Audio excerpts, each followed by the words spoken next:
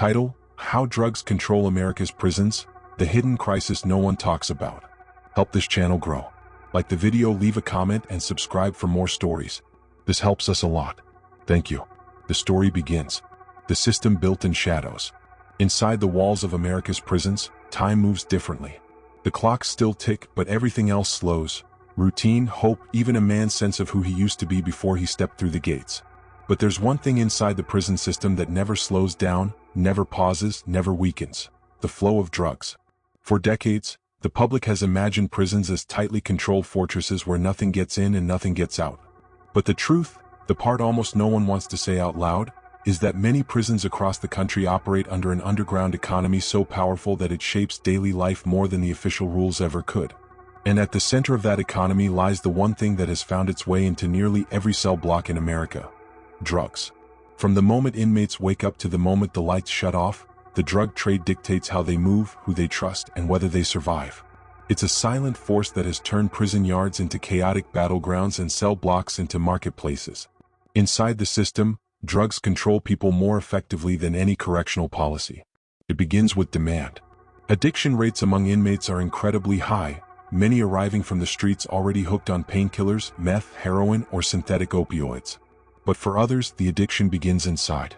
The boredom, the anxiety, the violence, the endless repetition. It all pushes men and women to chase anything that can make the day feel shorter or the night feel quieter. One former inmate described the experience bluntly: drugs are the only thing that make time move. But drugs don't appear inside prisons by accident.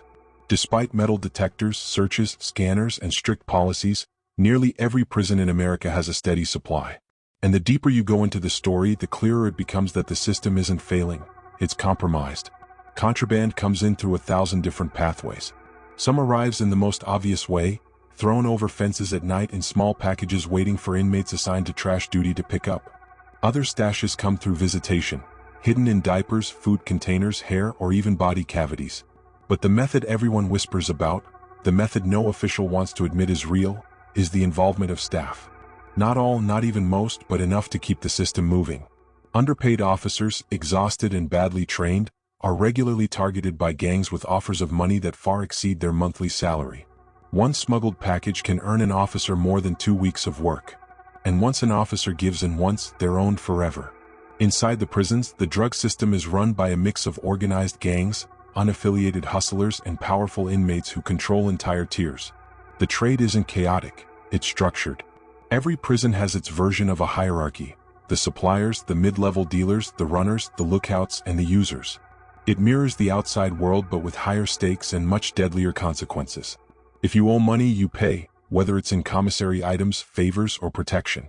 And when a debt can't be repaid, the consequences are swift and unforgiving. Stabbings, beatings, extortion. These aren't random acts of violence. Many are directly tied to drug debt. As one former correctional officer put it, "Every fight you see, every hit you hear about, it usually starts with drugs." The prison administration knows this. They see the drug tests, the overdose incidents, the smuggled packages discovered in ventilation shafts. Yet the problem persists, bigger than ever, because the drug trade inside prisons isn't just an issue of supply, it's an issue of survival. For some inmates, selling drugs is the only way to stay alive. For others, using them is the only escape from the crushing weight of incarceration. And while the outside world debates rehabilitation versus punishment, the reality inside is darker. Drugs have become a silent currency of control. A tool that empowers gangs, endangers officers, and traps inmates in cycles of addiction and violence. By the end of Chapter 1, one undeniable truth stands out. Prisons were built to control people, but inside, it's the drugs that control everything. The drug pipeline that runs the prison. For decades, the public has imagined prisons as airtight fortresses, guarded by steel gates, security towers, surveillance cameras, and officers trained to detect every subtle threat. But behind those layers of ordered routine lies a reality far more chaotic and unsettling. For many prisons across America, the drug trade isn't just something happening in the shadows. It has become part of the system itself, woven into the fabric of daily life, influenced by forces far more organized and strategic than most people ever realize. At the center of the pipeline are the gangs. Prison gangs don't just operate behind the walls, they thrive behind them. They are structured, disciplined, and intensely hierarchical. Groups like the Aryan Brotherhood, the Mexican Mafia, the Gangster Disciples, the Bloods, the Crips, and dozens of smaller groups maintain powerful networks that stretch from cell blocks to the streets. For many inmates, gangs aren't optional. They're a form of insurance. They provide protection, belonging, and, most importantly, access to the underground economy. And nothing fuels that economy more than drugs. Inside this system, power is measured not by physical strength, but by resources. Whoever controls the supply controls everything. And the supply chain is surprisingly sophisticated. Smuggling method number 1. Corrupted staff. The most effective smugglers are not the inmates or the visitors. They're the employees, officers, maintenance workers, nurses, food service staff, people with security clearance and access that inmates will never have. Corrupting a staff member doesn't require threats. Money is usually enough. Some prisons pay officers little more than $35,000 a year. A single smuggled package can be worth 10 times that. Once an officer agrees to carry a parcel inside, they become part of the machine. A gang now owns them. They can't back out, can't report it, and can't walk away.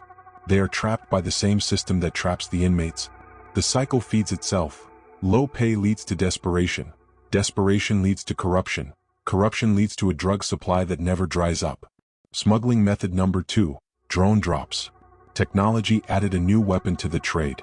In recent years, drones have become a major problem, especially in prisons with open yards.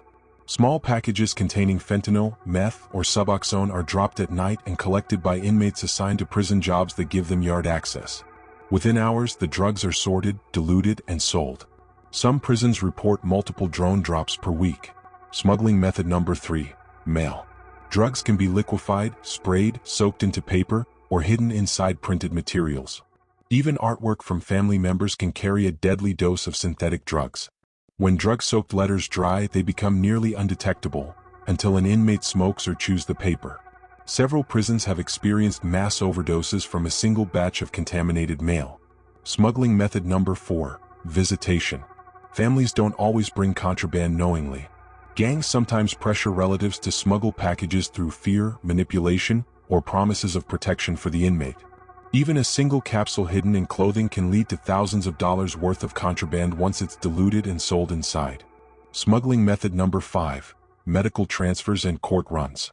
Any inmate leaving the facility temporarily, court, hospital, outside appointments, becomes a vulnerable point in the chain. Outside gang affiliates often plan handoffs at these transport points, where supervision may be lighter and searches less frequent. Once drugs enter the facility, they change everything. They're diluted, packaged, sold, passed from cell to cell, sometimes broken down into dozens of microdoses so the maximum profit can be extracted. A $20 pill on the street becomes a $400 luxury inside. A gram of fentanyl becomes a week's worth of power. Payment rarely involves cash. Debts are paid through other means: commissary, favors, protection, violence, or worst of all, forced loyalty. Some inmates fall into debt they can never repay. Others commit violence on command to clear what they owe. And when debts remain unresolved, the consequences ripple through the entire prison. Administrators try to stop it. They increase drug searches, use trained K-9 units, tighten lockdown rules, scan mail, discipline staff, and run surprise inspections. But the truth is unavoidable. Every time the prison adapts, the drug pipeline adapts faster. In many facilities, the drug economy is more stable than the official one. More reliable. More profitable. More organized. By the end of Chapter 2, one chilling truth emerges. Drugs don't just get into prisons, they shape the entire balance of power inside them. The human cost of a system built on drugs. For every smuggled package, every debt collected, every gang order delivered, there is a human being caught in the middle. Some are users. Some are dealers. Many are neither. But everyone inside is affected. And the impact ripples far beyond the prison walls, touching families, communities, and generations who will never step foot behind a razor wire fence. It begins with the addicts. In many prisons, the men and women caught in the grip of addiction are not just inmates, they are patients without treatment, victims without help. Some arrived addicted, others found addiction as the only escape from the suffocating pressure of incarceration. Either way, the prison environment magnifies every struggle tenfold. Detoxing behind bars isn't monitored with medical charts or supportive counseling. It happens alone in a cell, sweating, shaking, unable to sleep, vomiting into a steel toilet. Officers rarely intervene unless someone becomes unresponsive. And when the suffering becomes unbearable, a small dose from another inmate becomes the only relief, restarting the cycle. One former inmate admitted during an interview, "In prison, your pain is your weakness. Your weakness is someone else's opportunity. And that opportunity is controlled by the ones running the trade." The dealers inside prisons are not simple street hustlers. They are strategists. They know which guards are vulnerable, which inmates are desperate, which officers can be manipulated, and which areas of the prison offer blind spots in surveillance. Their economy is built on survival and dominance. But what makes the prison drug system so difficult to dismantle is that for many of these men, dealing is not a choice, it is protection. In a world where weakness is punished and strength determines whether you live without fear, the drug trade becomes more than money. It becomes a shield. But shields come with sharp edges. With every sale, every debt, and every smuggled packet, the violence escalates. Inside prisons, violence doesn't happen suddenly, it brews. Quietly. A debt unpaid. A promise broken. A deal made with the wrong person. When the moment comes, it rarely involves shouting or confrontation. It happens fast, often in silence. A punch in the shower where no cameras reach. A stabbing behind a stairwell where officers don't patrol. A beating during yard time while lookouts distract the guards. Most of these incidents never make headlines. They are logged as inmate altercations, a phrase that tells the public nothing about the fear and desperation behind those moments. But the human cost doesn't end with violence. The families of inmates suffer silently. Mothers who send commissary money unknowingly fueling gang extortion. Wives pressured by inmates to smuggle small items or cash. Children who grow up hearing only part of the story because the whole truth would be too heavy for them to carry. One public defender described it perfectly. Prison sentences don't just lock up individuals. They lock up entire families in anxiety. The drug economy inside prisons pushes that anxiety into overdrive. And while the public believes prisons are filled with nothing but hardened criminals, the truth looks different up close. Many inmates caught in addiction cycles were originally incarcerated for nonviolent offenses: theft, drug possession, probation violations. But once inside, the drug crisis pulls them into a world far more dangerous than the one they left behind. For these inmates, serving time becomes more than punishment. It becomes a battle for survival, a daily negotiation between temptation and fear, a slow erosion of their identity. By the time they are released, many leave with deeper addictions, stronger gang ties, and higher levels of trauma than when they entered. This is where the cost becomes generational. Children grow up losing parents not just to incarceration, but to cycles of addiction aggravated by prison conditions. Communities lose men and women who return home not rehabilitated, but damaged. The system in many cases doesn't break the cycle, it reinforces it. Meanwhile, correctional officers face their own human cost.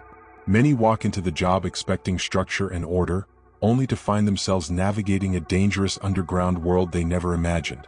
The pressure is constant. The emotional toll enormous. Officers describe the feeling of being outnumbered daily, of witnessing overdoses, of carrying inmates to medical units, of seeing bodies stiffen, of administering Narcan to men who collapse in front of them. And the worst part, watching it happen again and again, knowing the supply will never stop and feeling powerless to change it. One retired officer said, "You don't leave that job the same person you were when you started. Something always stays inside those walls." The final piece of the human cost is the effect on rehabilitation. Every drug transaction corrupts the purpose of the correctional system. Prisons that should be offering stability, structure, and reform become environments where addiction flourishes unchecked. Programs are overshadowed by violence. Opportunities are overshadowed by fear. Discipline is overshadowed by corruption. The system, built to correct, begins to do the opposite. And yet, the outside world rarely sees any of this. The public hears about riots, gang activity, or escapes, but not about the daily quiet battles fought within the walls.